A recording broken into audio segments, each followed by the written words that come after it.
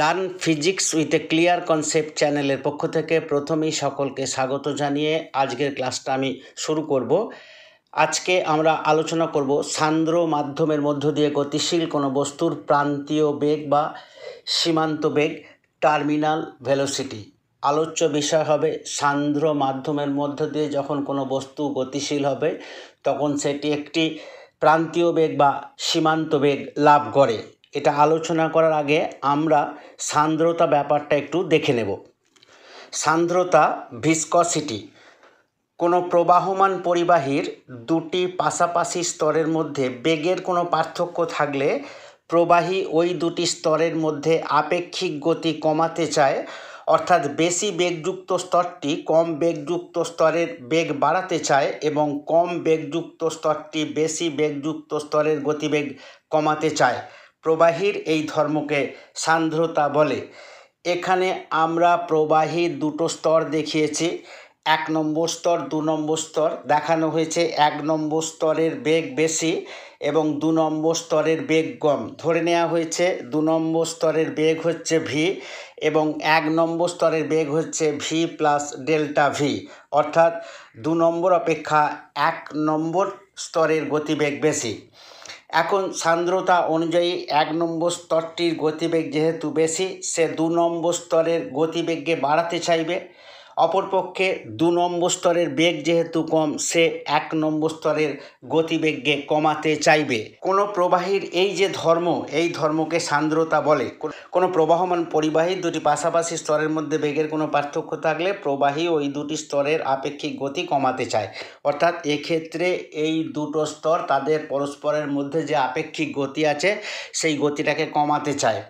অর্থাৎ বেশি বেগযুক্ত স্তরটি কম বেগযুক্ত স্তরের বেগটিকে বাড়াতে চাইবে এবং কম বেগযুক্ত স্তরটি বেশি বেগযুক্ত স্তরের বেগটিকে কমাতে চাইবে। কোনো প্রবাহীর এই যে ধর্ম, এই ধর্মটিকে বলে সান্দ্রতা। এখন আমরা আলোচনা করব প্রান্তীয় বেগ বা সীমান্ত বেগ কাকে বলে।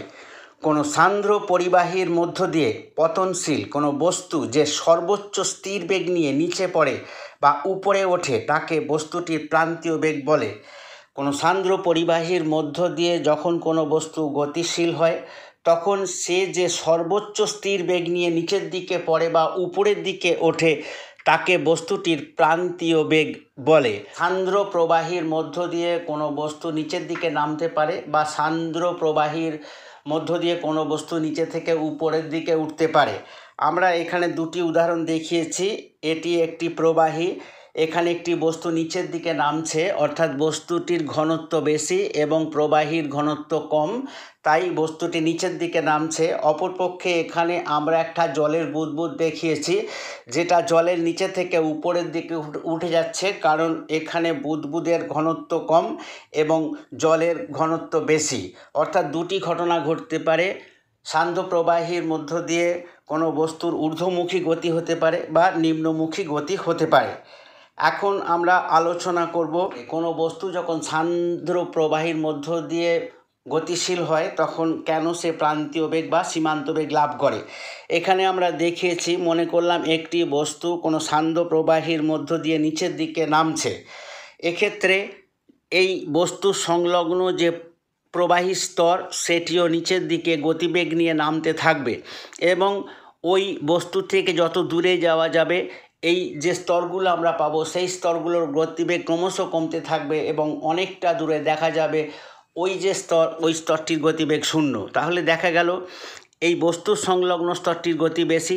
ধীরে ধীরে যত আগের দিকে আগানো যাবে দেখা যাবে ওই যে স্তরগুলোর গতি ধীরে ধীরে কমতে থাকবে। আমরা সান্দ্রতা অনুযায়ী জানি যে বেশি গতিবেগ সম্পন্ন স্তরটিকে তার পাশে অবস্থিত কম গতিবেগ সম্পন্ন স্তরটি তার গতিবেগকে কমাতে চাইবে, অর্থাৎ এই বস্তুটির উপর একটি বিরুদ্ধ বল প্রযুক্ত হবে। এই বিরুদ্ধ বলটি হবে সান্দ্র বল।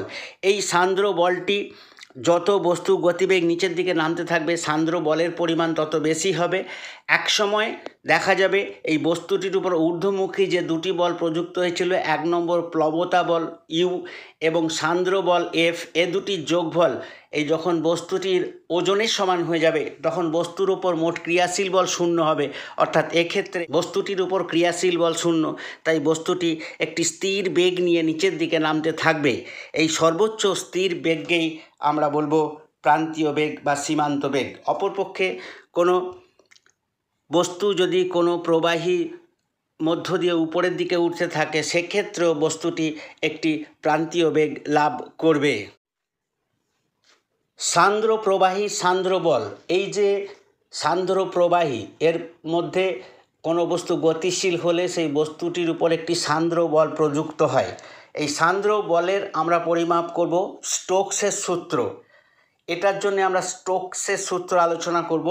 স্টোকসের সূত্র অনুযায়ী সান্দ্র বলের পরিমাপ হবে F = 6 pi eta r V.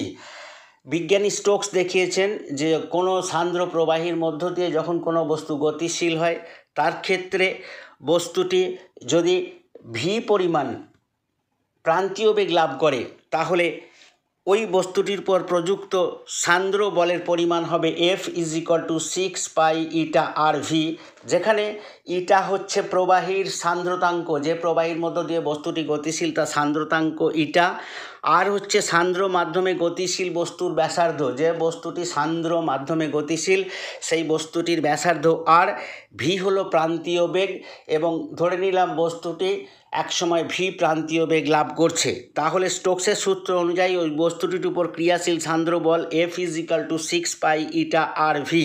স্টোকসের সূত্র প্রযোজ্য হওয়ার শর্তাবলী, কোন শর্তে স্টোকসের সূত্রটি প্রযোজ্য হবে?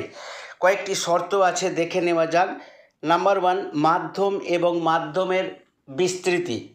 মাধ্যমটি সমসত্ব হবে এবং এই মাধ্যমের বিস্তৃতি অসীম হবে। বস্তুটির আকার ছোট হলেও চলবে, কিন্তু সেটা যেন যে সান্দ্র মাধ্যম তার যে আন্তরাণবিক ব্যবধান আছে তার থেকে ছোট না হয়, অর্থাৎ বস্তুটির আকার যে সান্দ্র মাধ্যমের বস্তুটি গতিশীল হবে তার আন্তরাণবিক ব্যবধানের থেকে বড় হতে হবে। গোলকটির বৈশিষ্ট্য, গোলকটি দৃঢ় হতে হবে এবং গোলকের পৃষ্ঠতল মসৃণ হতে হবে।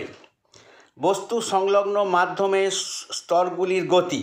বস্তু সংলগ্ন মাধ্যম, বস্তুটি যখন গতিশীল হবে বস্তু সংলগ্ন যে মাধ্যম সেই মাধ্যমটির ধারারেখ প্রবাহ হবে।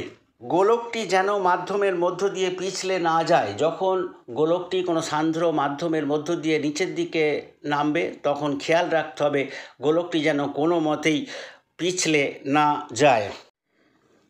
এখন আমরা প্রান্তীয় বেগের রাশিমালা নির্ণয় করব। আমরা যে প্রান্তীয় বেগের আলোচনা করলাম, অর্থাৎ বস্তুটি কোনো সান্দ্র মাধ্যমের মধ্য দিয়ে গতিশীল হওয়ার সময় বস্তুটি যে সর্বোচ্চ স্থির বেগ নিয়ে নিচের দিকে পড়ে বা উপরের দিকে ওঠে সেটা হলো প্রান্তীয় বেগ। সেই প্রান্তীয় বেগের রাশিমালা আমরা নির্ণয় করব। এখানে আমরা একটি চিত্র দেখিয়েছি, মনে করি এতে একটা সান্দ্র মাধ্যম আছে, যে সান্দ্র মাধ্যমটির বিস্তৃতি অসীম এবং সান্দ্র মাধ্যমটি সমসত্ব মাধ্যম। এখানে একটি বস্তু নেওয়া হয়েছে যেটি সান্দ্র মাধ্যমের থেকে ভারী, অর্থাৎ সান্দ্র মাধ্যমের ঘনত্ব অপেক্ষা বস্তুর ঘনত্ব বেশি, তাহলে বস্তুটা নিচের দিকে নামতে থাকবে। এখানে ধরে নেওয়া হলো যে গোলকটি নিচের দিকে নামছে সেই গোলকটির ব্যাসার্ধ হলো আর, বস্তুটির ঘনত্ব হলো রো, আর বস্তুটি একসময় ধরে নিলাম ভি প্রান্তীয় বেগ লাভ করে। তাহলে একটি বস্তু নেওয়া হয়েছে যার ব্যাসার্ধ আর, বস্তুটির ঘনত্ব রো এবং বস্তুটি একসময় ওই মাধ্যমের মধ্য দিয়ে যাওয়ার সময় একটি প্রান্তীয় বেগ ভি লাভ করছে।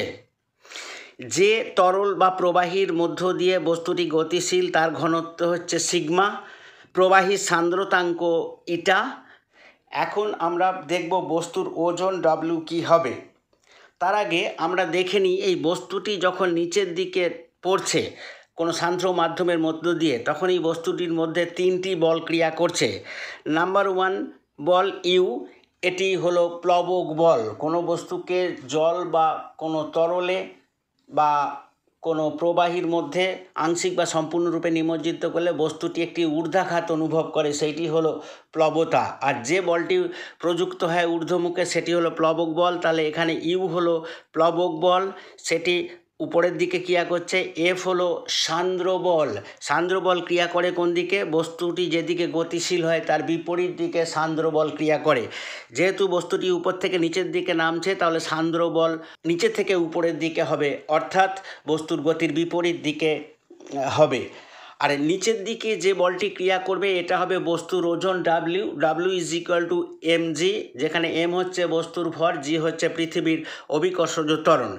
এখন আমরা দেখব এই যে গোলকটি নিচের দিকে পড়ছে কোনো সান্দ্র প্রবাহীর মধ্য দিয়ে, সেই বস্তুটির ওজন কত হবে। ধরে নিলাম বস্তুটির ওজন সমান ডাব্লিউ, ওজন সমান আমরা বলেছি এম জি। প্রথমে ভর, ভর মানে আয়তন ইন্টু ঘনত্ব, আর ব্যাসার্ধ বিশিষ্ট যে বস্তু তার আয়তন হচ্ছে 4/3 pi r cube.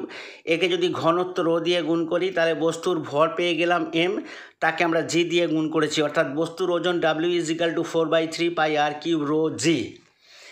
You is equal to প্লবক বল। এই প্লবক বলের মান কত হবে? অর্থাৎ বস্তুটি যে পরিমাণ তরল অপসারিত করেছে সেই বস্তুর যে ওজন সেটি হবে প্লবক বলের সমান, অর্থাৎ এক্ষেত্রে প্লবক বল হবে 4/3 pi r cube into sigma জি, অর্থাৎ এটি হলো প্লবক বল যেটি ঊর্ধ্বমুখে ক্রিয়া করছে। ইউ এবং এফ প্লবক বল এবং সান্দ্র বল উপরের দিকে ক্রিয়া করছে, আর বস্তুর যে ওজন W M G is equal to নিচের দিকে ক্রিয়া করছে। এইভাবে যদি আমরা দেখি ইউ প্লাস এফ এই দুটি বলের যোগফল ডাব্লিউ বা এম জির সঙ্গে সমান হয়ে যায়, সেক্ষেত্রে বস্তুটির মধ্যে ক্রিয়াশীল বলের পরিমাণ শূন্য হয়ে যায়। ডাব্লিউ যদি ইউ প্লাস এফের সঙ্গে সমান হয় তাহলে বস্তুটির মধ্যে প্রযুক্ত লব্ধি বলের মান শূন্য হয়ে যায়, অর্থাৎ বস্তুর উপর তখন বাইরের থেকে কোনো বল প্রযুক্ত হয় না, অর্থাৎ বস্তুটি তখন একটি স্থির বেগ নিয়ে নিচের দিকে পড়তে থাকবে। এটি হলো বস্তুর প্রান্তীয় বেগ। এখানে এফ যে সান্দ্র বল, এটা আমরা একটু আগে আলোচনা করেছি। স্টোকসের সূত্র থেকে সান্দ্র বলের পরিমাণ হবে F is equal to 6 pi eta r v. তাহলে আমরা দেখলাম W is equal to U plus F, এতে যদি মানগুলো বসাই W is equal to U plus F বা F is equal to W minus U, এফের মান বসিয়েছে সান্দ্র বল 6 পাই ইটা আর ভি স্টোকসের সূত্র অনুযায়ী is equal to 4/3 pi r cube rho g, এটা হলো বস্তুর ওজন, minus 4/3 pi r cube sigma g, এটা হলো বস্তুর উপর প্রযুক্ত প্লবক বল। তাহলে 6 pi eta r v is equal to 4 pi r cube g common নিয়ে নিয়েছি, রয়ে গেছে রো মাইনাস সিগমা। তাহলে এখান থেকে যদি আমরা ক্যালকুলেশান করি ভি এর মান পেয়ে যাব v is equal to 4 pi r cube g rho minus sigma by 6 pi rho r. এটাকে কেটে দেখা গেল ভি এর মান আসছে 2 r square rho minus sigma g by 3 eta.